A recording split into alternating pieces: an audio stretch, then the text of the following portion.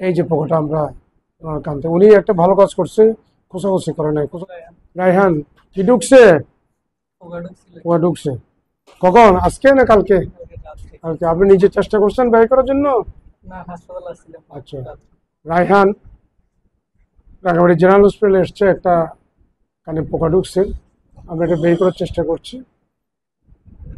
Crocodile forcep, এই ফোর্সেপের নাম কি? Crocodile forceps. কি ফোর্সেপ? Crocodile forceps. পোকাটা আস্তে আস্তে চলে আসতেছে, আস্তে আস্তে আলহামদুলিল্লাহ চলে আসছে পুরোটা। এই যে পোকা, এই পোকাটা আমরা বের করে নিয়ে আসছি। এই যে পোকাটা আমরা কানতে, উনি একটা ভালো কাজ করছে, খোঁচাখুচি করে নাই। খোঁচাখুচি করলে ইয়ার ড্রাম ইঞ্জুরি হবে, পর্দা পারফোরেশন হয়ে যাবে।